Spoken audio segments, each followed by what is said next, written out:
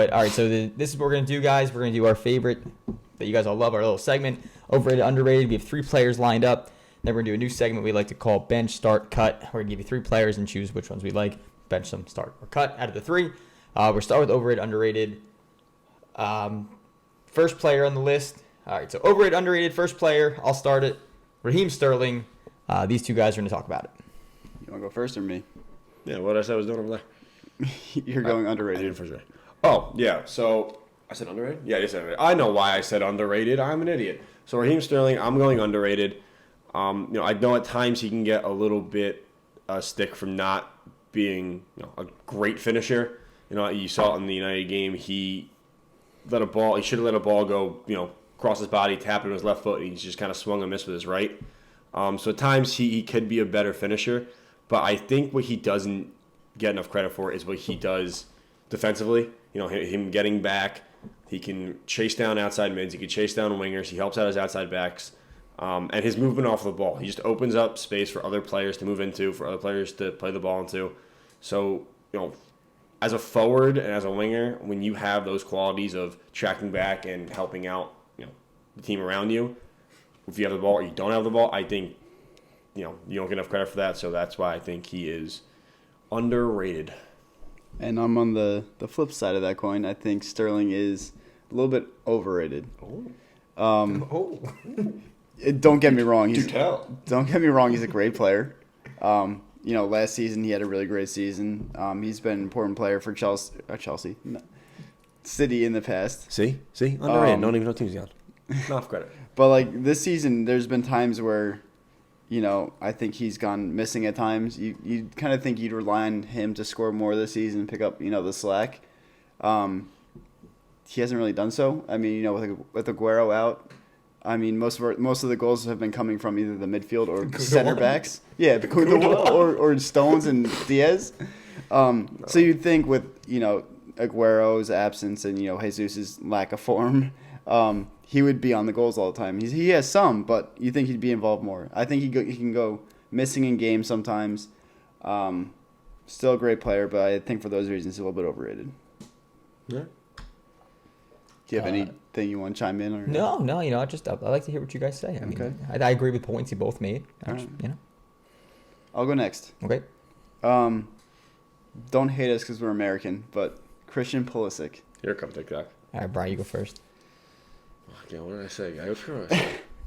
You are overrated. Oh, okay. You know what? I'm going to go overrated, and here comes the shit from TikTok, okay? Is he... technically, he's a good player. He's very skilled. However, I don't think he's as good as people make him out to be. I think because he is a U.S. player who cracked a Big Six lineup in the Premier League. He's getting all this hype from the media. I just don't think he's necessarily lived up to it, at least on the Premier League level. I think he still has more to prove. I mean, clearly there's something going on because he's not in the starting 11 right now. He's not getting that game time. I just don't think he's meshing well with Chelsea at the moment. And people are still saying, why isn't he playing? You got him a chance. He's one of the best players out there. Again, if he was one of the best players out there, he'd be playing. So I think he's just a little bit too overhyped by the media just because he's a U.S. player. That's why I'm going to go overrated. Please don't kill me. Please don't kill me. I like how you end with that. All right, I'm going to be on the other side. I believe he's underrated, and I think the problem is that people put so much expectation when he went to Chelsea, and you expect him to fill in and be Hazard within a half a season, and I mean he's proven that he can be that one-on-one player that creates chances and that can send crosses in, and I think more of his bad form has been put on with injury than it really has been with inconsistent play. I mean, every time he comes back, you feel like he's fighting through a hamstring or he's fighting through an ankle or he's fighting through something else happens. I mean, we haven't really seen a consistent full season out of him without fighting through an injury. And you never really know how healthy someone is throughout the year. So, I mean, we've seen what he can do when he is at full strength. I mean, we've seen his technical ability and his ability to mesh with the players around him. And he seems to have a good relationship with players like Giroud and sometimes Werner Werner's not really on either. But, I mean, it's hard to say he's overrated because I just don't think he's still young. Like there's still time to develop and there's still time to grow, and I still think he has all the qualities of an incredible player, and we've seen that he has those qualities. It's just he's just fought through some crazy injuries, and I just think it's hard to pin that against him and say that he's overrated. That's just my opinion. What? I think he could still be one of the best wingers in the league. Give him a full season to get healthy again, in my opinion. Last season he looked like it. Right. Yeah, exactly. What you were going to say, please? No, I was going to say, yeah, just real quick. I think last season, second half of the season, I think he was fighting through some injuries in the first half, but he was one of the best players on Chelsea's team last year. You know, he provided assists, he scored goals, you know, kind of looked like how he looked on Brighton and with the U.S. team. And I think just we didn't even talk about like his contributions to the U.S. team. I know they haven't been competing in many, you know, tournaments on the World Cup, but he's been our best player for 5-6 years now, and he's 22. Right, and a lot of times for the U.S. he's playing out of position. I mean, he plays in the center mid a lot of times for the U.S. and he's playing as a winger for Chelsea. So, okay, yeah. All right, last one. Overrated, underrated. Harry Maguire. You want me to go? yeah, Okay. I'm gonna say Harry Maguire is underrated, and this is gonna kind of mimic a little bit of what I said about Xhaka last episode. I think he's a solid player. He's a good defender that just seems to get overshadowed by like the one stupid mistake that he makes during the game. Like he could have a great 80, 90 minute or 80, 85 minutes, and then you see the video of him pulling Shaw out of the way.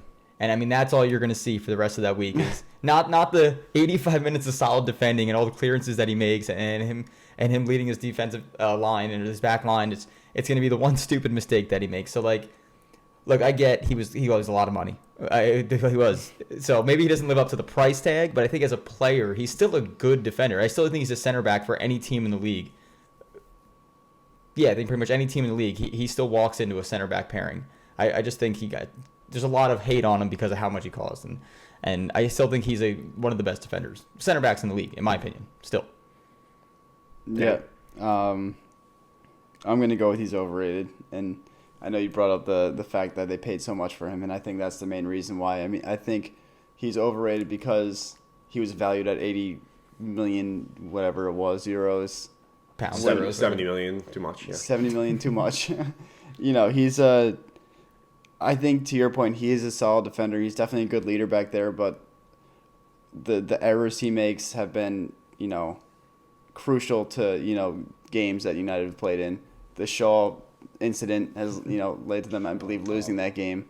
And that's not the first time. He'll commit like a stupid foul in the box, you know, get a penalty. I do think he does shows. I think he's definitely a rock in the back for that team. And to your point, he does defend well, but his mistakes are costly to the team, and he's severely overrated or overpriced. Yeah. I mean, just to throw something out. I mean, I don't know where this would put me in the overrated, underrated, but like you both make like really good points in my opinion. Like, does the defending that he does, and he is the captain of this team pretty much every game. Even though he got arrested. He's a very good leader for the team. Gotta throw that in there. Yeah. He's a very good leader for the team, and he can make that last second block or that, you know, that clearance off of a free kick or a ball in the box. But do all those outweigh the mistakes that he made? You mentioned that, you know, he could have a great game and all you see is a mistake. You mentioned that he does make costly mistakes. Which one outweighs the other? Yeah. You know what I mean? So I feel like I would just go right down the middle. I mean, I know what. Let us know your thoughts. Yeah. What do you think? Yeah, I mean,